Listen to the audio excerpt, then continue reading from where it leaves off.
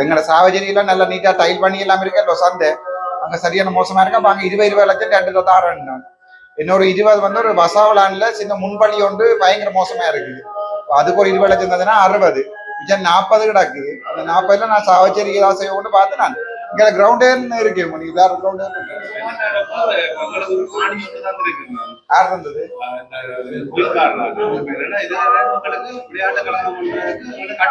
ஒன்றுமே இல்லை.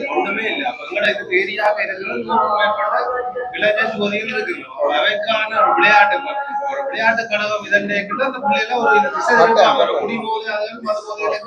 இல்லாம நாங்களை கொண்டு இதுக்கு இல்லாம நாங்களும் கட்டுறதுக்கான நிதி நாங்க வெளிநாட்டு வர வர அப்படித்தான் வேண்டதுக்கு நாங்க இருந்தாங்க.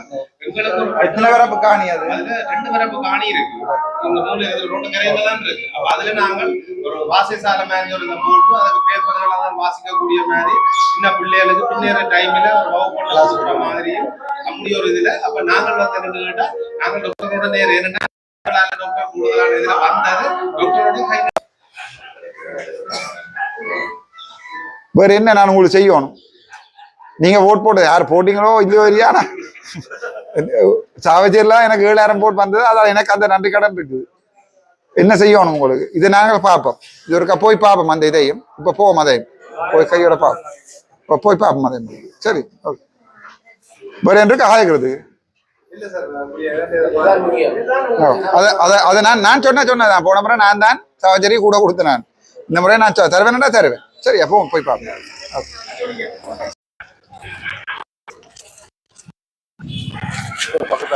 போ நடந்து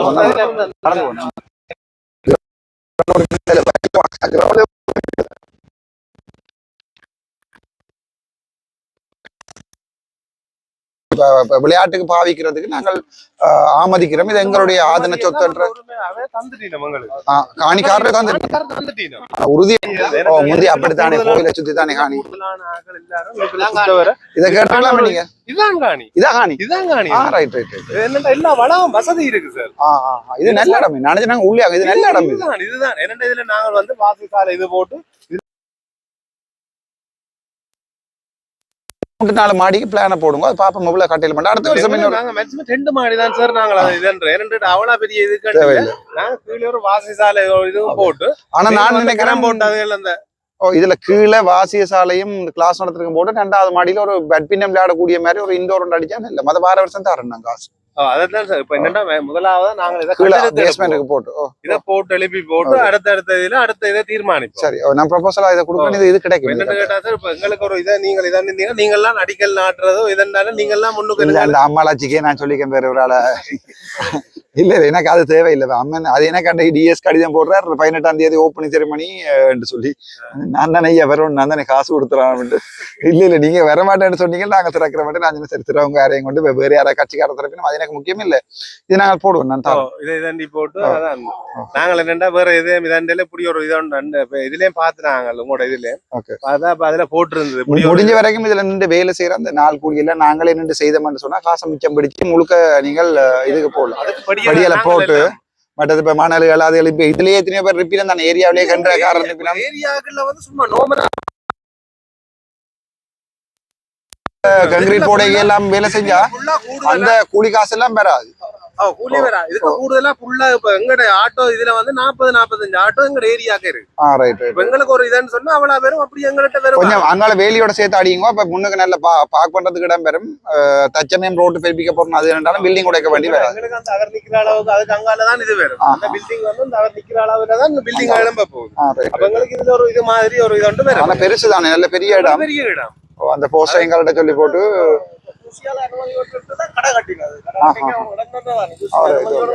அதோட தான் போக வேண்டி வருமாங்கல்ல. இல்ல நான் தாரேன். நான் 40 லட்சத்தையும் தாரேன். அப்ப இதுக்கு போட முடியல. எனக்கு விருப்பம் இல்லை. ஒரு ஆளுக்கு இப்ப எல்லாருமே என்னன்னா ஓட் கூட வரவன் தையல் மிஷின் துவாக்கு என்னன்னு கேட்டா சார் நாங்கள் இப்படி சொன்னா நாங்கள் எல்லா நான் யோசிக்கிறேன் போய் நாங்க கேட்போம். எங்களுக்கு இப்படி நீங்க ஒரு 10 லட்சத்தை தாங்க, இவர் ஒரு 5 லட்சத்தை இல்ல நான் இதுல 40 தாரேன் வேணுமெண்டா. நீங்க இப்ப இதுல கயந்திரமார் போன பழம் இருக்கிறார். ஒரு 20 லட்சம் கேளுங்க, கணக்கு தேவையில்லை. இளங்குமரன் இருக்கிறார், ஒரு 20 லட்சம். நாங்கள் இதுவரை சார் ஒரு தடவை வாய் விடையில இல்ல சும்மா சொல்றேன். ஒரேடியாவே எல்லாத்தையும் கட்டி முடிச்சுல. நாங்கள் இப்ப என்னன்னா உங்கள்ட்ட வந்திருக்கிறோம். இப்ப உங்களை மீறிதானே புலம்பெயர் மக்கள் எங்கள்கிட்ட இருக்காங்க. இல்ல நீங்க இப்ப நாங்க என்னன்னு கேட்டா இப்ப உங்களோட இதை உங்களோட இதால எங்களுக்கு ஒரு இது வந்தா நாளைக்கு எங்கட இதால டாக்டர் வந்தவர், அமைச்சரா போனவர், எல்லா இதுவும் அமைச்சரால எங்களுக்கு இது செய்யப்பட்டன்னு சொல்லி நாங்களே தண்டுவோம். அது எங்களுக்கும் ஒரு பெருமை, உங்களுக்கும் ஒரு பெருமை. இதால எங்களுக்கு தென்மராட்சி மக்கள் இன்ஜினியர்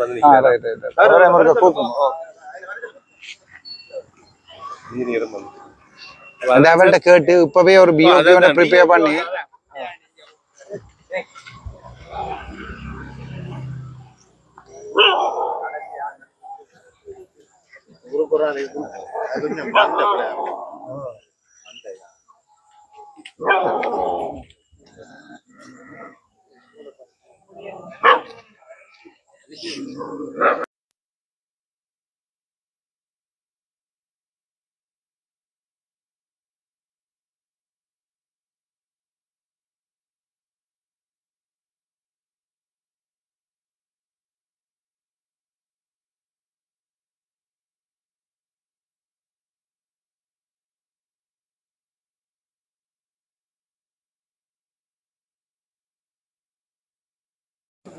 மாதிரி 50 லட்சம் போனா பரவாயில்ல. 49 தான்.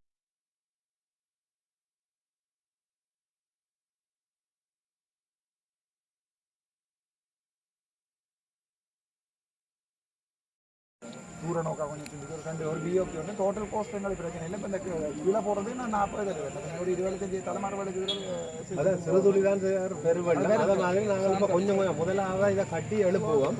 அதுக்கு பிறகு கொஞ்சம் கொஞ்சம் எப்படியோ எங்களோட புலம்பெயர் மக்கள் ஆரோக்கியம் நாங்கள் ஒரு சின்ன சின்ன உதவியை கேட்டு எங்களோட சின்ன கேட்டேன் 10,000 20,000 சேர்த்து அப்படி ஒரு இதை செய்வோம்.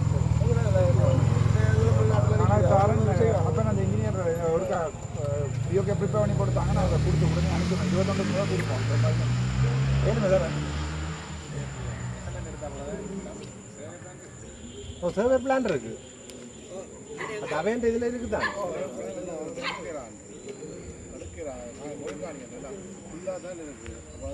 துண்டுக்கு மட்டும்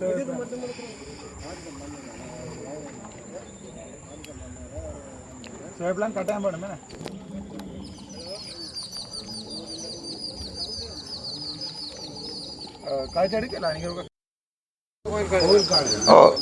கிழக்கும் கோயில் காணி, வடக்கும் கோயில் காணி, தெற்கு மேற்கும் ரோட் உண்டு. சேவ் பிளான் பெறும். அவ்வளவுதான். சேவரோட காட்சிங்க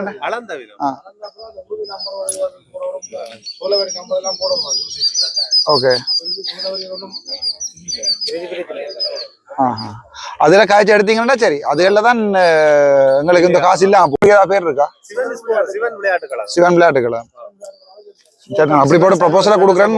அப்ரூவ் பண்ணி வந்துச்சுன்னு சொன்னா நாங்கள் ஒரு மாதம் 2 மாதத்துக்குள்ள நினைக்கிறேன். என்ன இந்த வருஷத்துல செலவழிச்சிடுவோம். இல்லாட்டி காசுலையும் போயிடும். சரிதானே? இல்லாட்டி இந்த வருஷத்துல கட்டி முடிச்சு நாங்கள் இதை எடுக்கிறோம். போட்டு இப்படி டிஎஸ் ஆபீஸ்ல போய் கதைச்சு இதுக்கான இப்படி ஒரு இது எங்களுக்கு ஒரு பண்ண வந்திருக்கு. இதை ஏதாவது ஒரு இது செய்துதான் டிஎஸ் நேட் என்னோட காய்ச்சவர். நான் நீங்க டிஎஸ் சொல்லுங்க, நான் வந்து பாத்துனா இதுக்கு தான் அந்த 40 லட்சம் தர போறேன்னு சொன்னேன். சார் இப்படி வந்து பார்த்தேன். சாரோட போட்டு நீங்க இதுக்கான எங்களுக்கு ஒரு இதோட தரத்தானே நாங்க சும்மா எத்தனை குடும்பம் இருக்கு இந்த ஏரியாவில்? கிட்டத்தட்ட இதுக்கு மேக்ஸிமம் சும்மா நோமலா பார்த்தாலே 150 குடும்பம் இருக்கு. ஒரு குடும்பத்துல 3 பேர் இருந்தாலும் 450 பேர் பயனாளிகள் போட்டு கொடுக்குறேன். அதுதான் பாப்பாங்கள்டா இவ்வளவு பயனாளிகள் இதுல பயன்படணும். எல்லா கோயிலும் இருக்கு. அம்மன், சிவன், பிள்ளையார், பைரவர் எல்லாம் சுத்தவரை இருக்கு. குளம் இருக்கு. சகல வசதியும் இருக்கு. அப்படி சரி, நான் செய்யறேன் உங்களுக்கு. சரி, நான் இப்ப அடுத்த என்ன நான் செய்யணும்னா நான் டிஎஸோட காய்ச்சிட்டு அவருக்கு அதை ஃபோர்வர்ட் பண்றேன்.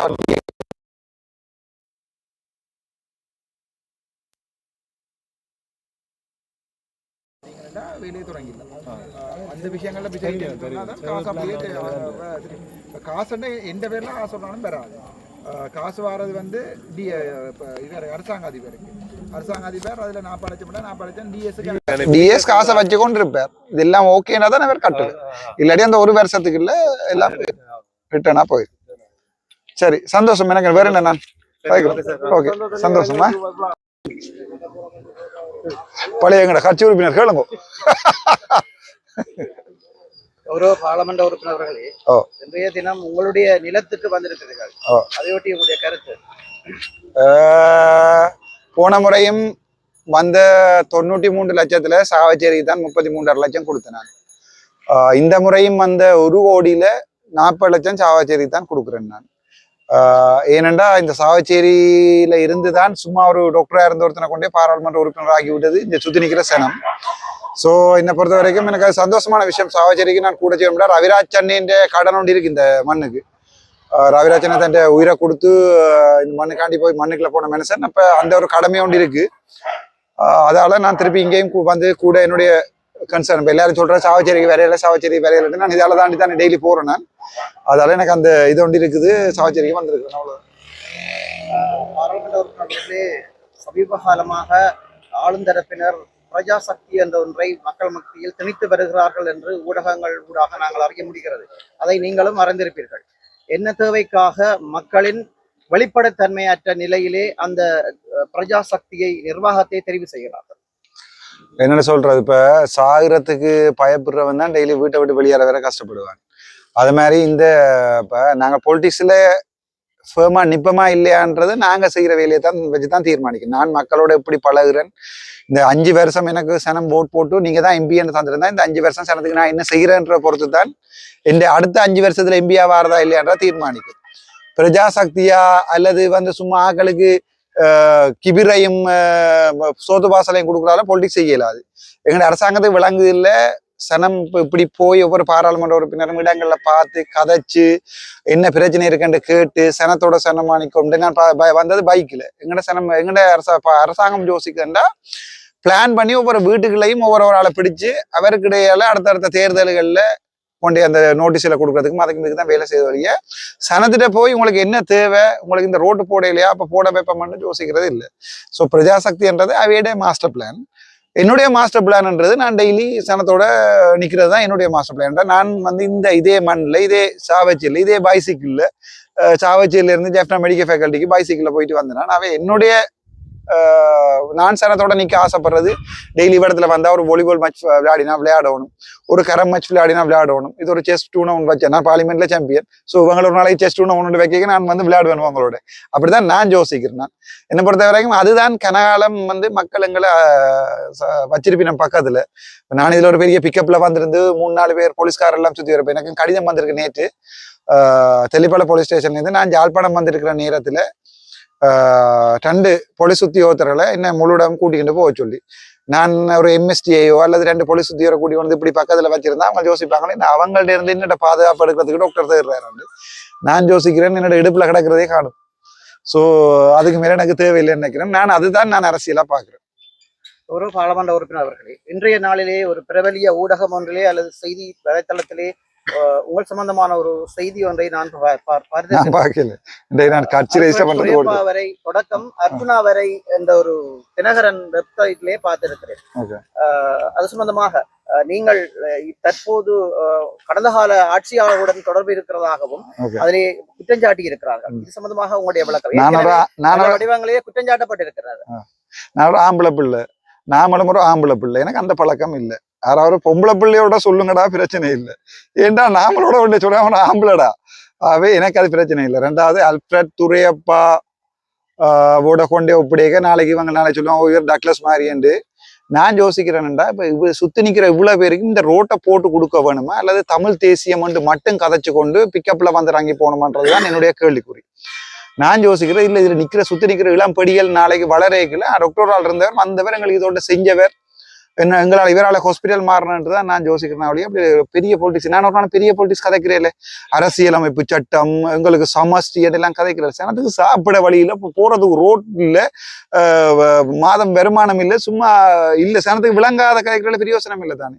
ஸோ நாமள்கிட்ட இப்ப நான் கூட சில நேரத்துல நாமல் அடுத்த ஜனாதிபதியா வந்தா மேபி டக்ளஸ் இந்த பவரை விட கூட பவர்ல இருப்பேன்னு நினைக்கிறேன். நான் அடுத்த ஜனாதிபதியா வந்து நான் என்ன செய்வேன்னு சொன்னா, நான் போய் நாமளோட கட்சியில சேர போறதோ அல்லது வந்து நாமளுக்கு கொடி பிடிக்க போறதோ இல்லை.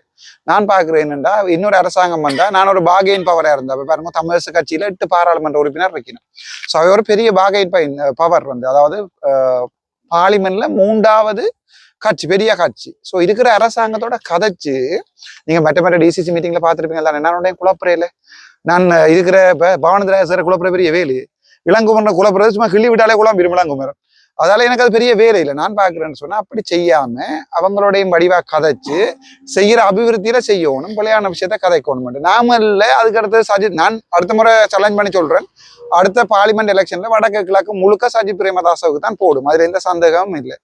ஆனா சிங்களச்சன முழுக்க இப்போ ஒரு இனவாதம் திருப்பி வந்துட்டு இலங்கையில பயங்கர மோசமா புத்தபிக்கு மேரெல்லாம் இனவாதம் கக்கினம். ஸோ இனவாதத்துக்கு ஊறின சிங்களச்சனம் திருப்பியும் நாமளுக்கு தான் போடும். யார் எலெக்ஷன்ல வரையணும் தெரியாது, யார் என்றாலும் நானே இந்த சனத்தோட நிற்பேன். அது எனக்கு அப்படி டீல் அடிக்கணும் இல்லை, அப்படித்தான் டீல் அடிச்சாலும் நானே சொல்லுவேன்டாப்பா, நான் தான் அவனோட காய்ச்சி இருக்கிறேன், இந்த அவங்களுக்கு இண்டோர் ஸ்டேடியம் மட்டும் கட்டி தராங்களான்னு நானே சொல்றேன். அப்படி கள்ளமாடியில் அடிக்க வேண்டிய எனக்கு தேவையில்லை. இந்த இவர் அல்லது இங்க பெருஆசனை அல்லது கௌசல்யா ஒருத்தரும் அப்படி கள்ளமாடியில் அடிக்க வேண்டிய தேவையில்லை. நான் கட்சி ரெஜிஸ்டர் பண்றேன், அதுக்கு தான் ஓடி தெரியுதான். 28ஆம் தேதி க்ளோசிங் டேட். அதுக்கு இல்லை நாங்கள் எங்களுடைய டாக்குமெண்ட் எல்லாம் பார்ட்டி கான்ஸ்டியூஷன் எல்லாம் எழுதிட்டோம், ரெஜிஸ்டர் பண்ணணும். அப்படி கல்லடியில் அடிக்க வேண்டிய தேவை எனக்கு இல்லை. கல்லடியில் அடிக்கிறவன் ஒரு செல்ஃபி போடுவானா? இப்போ உங்களுக்கு கள்ளமா ஒரு கேர்ள் ஃப்ரெண்ட் இருந்தா நீங்க செல்ஃபி எடுத்து போடுவீங்களா? இல்லை தானே, இப்படியாவது நீங்க தெரியாத மாதிரி தான் தெரியுங்க, அவ்வளவுதான். உங்களுடைய வலைத்தளிலே நேற்றைய நாளில் கூறியிருந்திருக்கீர்கள், நாமல் உண்மையிலே இனவாதி என்றும் கடும் இனவாதி. தற்போது ஆளுங்கட்சியில் உள்ள அரசாங்கம் இனவாதிகள் அற்றவர்கள் போல் நடிக்கிறார்கள், மக்களை ஏமாத்துகிறார்கள் கூறியிருந்தீர்கள். ரெண்டுக்கும் என்ன வித்தியாசம் இருக்கிறது? நாமல் அன்றகுமார் சாநாயக்க எக்ஸலன்சி பிரசிடென்ட், இந்த 2 பேர்லையும் நான் நினைக்கிறேன் யார் மிக கூடிய இனவாதி என்ற போட்டி. ஒரு ஆள் நேரடியா இனவாதம் காக்குறாள், யாரு? நாமல் ராஜபக்ச பொறுத்த வரைக்கும் பௌத்த சாசனம், பௌத்த பிக்குகள் அவதான் முக்கியமன்றதும், இந்த அரசியலமைப்பு சபையில பௌத்தர்களுக்கு தான் முன்னுரிமை கொடுக்கணும் என்கிற விடயங்கள் எல்லாம் வந்து நாமல் கேட்கிறவர், கதைக்கிறவர். ஆனால் அன்றகுமார் சாநாயக்க சொல்லி கொண்டாலும் நாங்கள் இனவாதி இல்லை என்று இந்த தையீட்டு பிரச்சனையை என்ன முடிக்கல. தையீட்டில அந்த பிரச்சனை அப்படியே இதாத்தான் இருக்கிறது. அவை நான் நினைக்கிறேன் இது 2 பேருமே பாடுமே நாளைக்கு சஜித் பிரேமதாச வந்தாலும் கடும் இனவாதியா தான் இருப்பார். ஏனென்றால் அவங்களுடைய அரசியல் போகணுமெண்டா, இப்ப நான் தமிழன் 1000 சொல்றேன் இல்லையே, பாராளுமன்றத்துல நான் தமிழ் சொல்றேன் இல்லையே, அந்த மாதிரி அவங்களும் நான் இதுல வந்து தமிழ் சொல்றதே எல்லாரும் சந்தோஷப்படுறேன். நாங்க தமிழ் தானே கதைக்கிறோம், அது இனவாதம் இல்லை. நான் சிங்களவனை கொல்லணும்னு சொன்னாதான் இனவாதம். நான் அப்படி ஒரு நாளும் சொல்ல போறது இல்லை. ஆனால் சொல்லுவேன், அவைக்கு விரும்பாம சொல்லுவேன். சரி, ஓகே.